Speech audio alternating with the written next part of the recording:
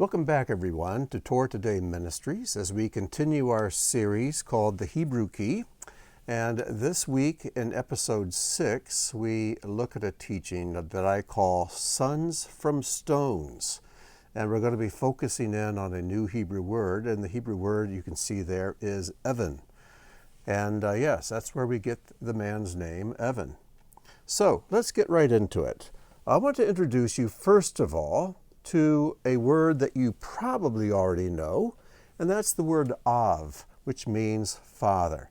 It's the word spelled with Aleph, Beit, the first two letters of the Hebrew alphabet, and Av means father. That is where we get the term Abba, which is like the word daddy. And we often hear Jewish children, Hebrew-speaking children, refer to their father as Abba. Now this letter here, this second letter, Beit, can be pronounced with a V sound or with a B sound. So in this word, it's with a V sound, Av, but in the word Eben, it's pronounced with a B sound. So don't let that throw you. So Av means father. And I think it's interesting that the first two letters of the Hebrew alphabet, Aleph and Beit, spell the word father because, after all, doesn't everything proceed from the Father? And so it's appropriate that the alphabet begin with this word, Aleph, Beit, Av, father. And here's another word that you probably also know, and that's the word Ben, which means son. And here we see the Beit pronounced with a B sound. Ben, son. If you recall the story, when Rachel gave birth to Joseph's younger brother, she named him Ben-Oni, son of my sorrow. But Jacob said, no, we're going to name him Ben-Yamin, or Benjamin, son of the right hand. Ben means son. And so whenever you see a name or a place that begins with Ben, you know it means son.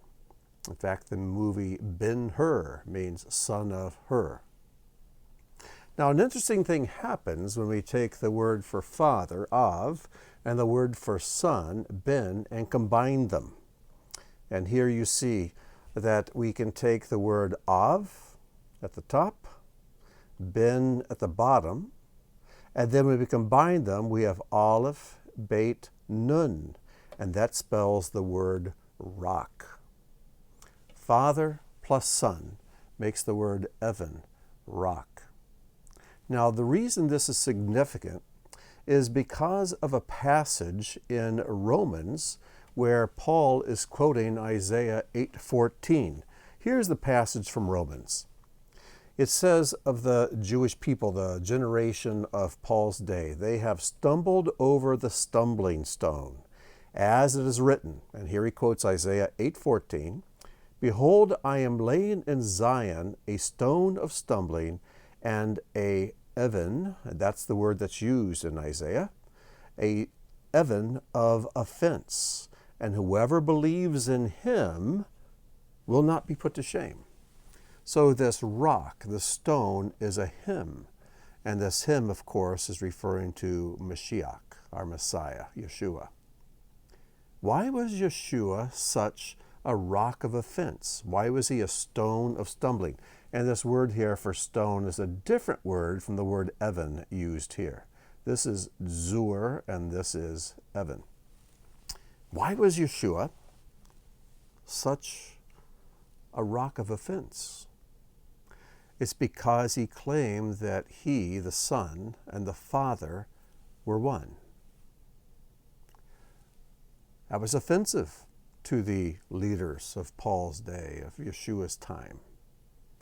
And even today, with many Jewish theologians, the fact that this one who came 2,000 years ago, claiming to be the Messiah, and who, of course, I believe, and I hope you believe and know as the Messiah, that he claimed to be one with the Father. This caused great stumbling because it's something that simply cannot be understood. And don't think that we need to understand how this can be. There are many things we are called upon to believe and embrace but we're not asked to understand because they're just too wonderful and they're too far beyond our ability to understand. And this is one of those things. Now, I want us to take and build on this and go to Matthew 3:9. Matthew 3:9 is when the people were praising Yeshua. They were singing a messianic psalm in his honor, which means they believed him to be the Messiah, and he accepted that praise as such. And further on, we find that the Pharisees became very upset with him because he claimed to be one with the Father. And so Yeshua says to them, "And do not presume to say to yourselves, we have Abraham as our father. For I tell you, God is able from these stones to raise up children for Abraham." Now, whenever you see the term children of Abraham or children of Israel, it's always B'nai Avraham or B'nai Yisrael, the sons of Abraham, the sons of Israel.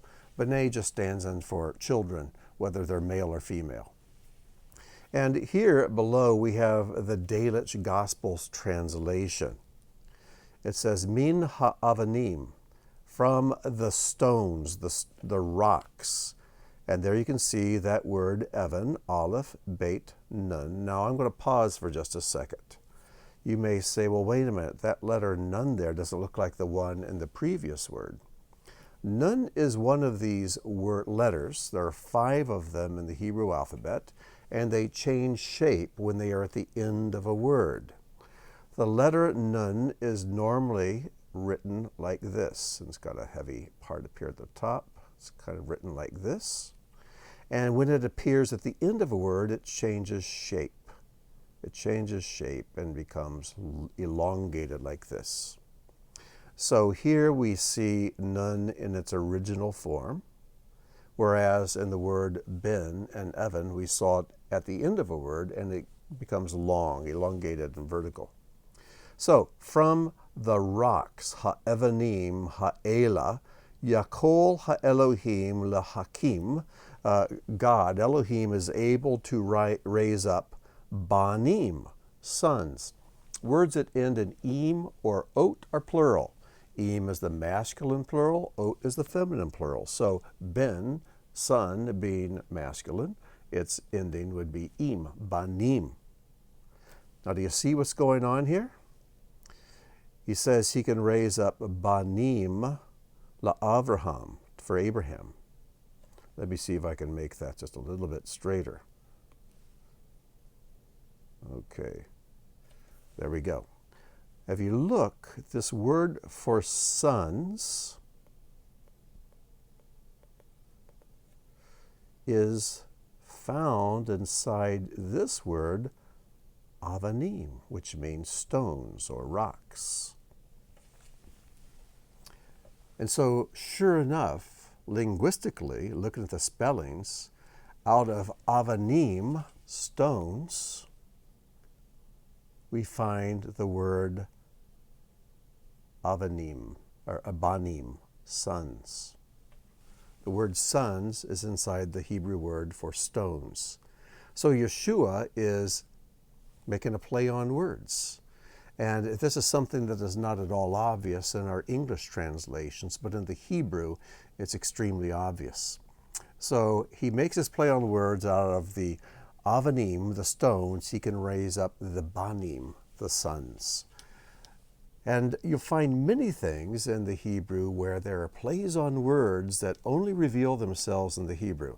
And this is one I find fascinating, and it makes me wonder, with the people who are listening to Yeshua say this, did they catch it right away? I imagine they did. And it was a brilliant insight that out of an Evan, God can make a bin, a son. And out of avanim, stones, he can make banim, sons. So I hope you find this as interesting as I do. It's a very short teaching, but it's another example of the beauty of the Hebrew language and how it makes the scriptures come alive. So I'll see you next time as we meet again to look more into the Hebrew key. Thank you for joining us. Shalom.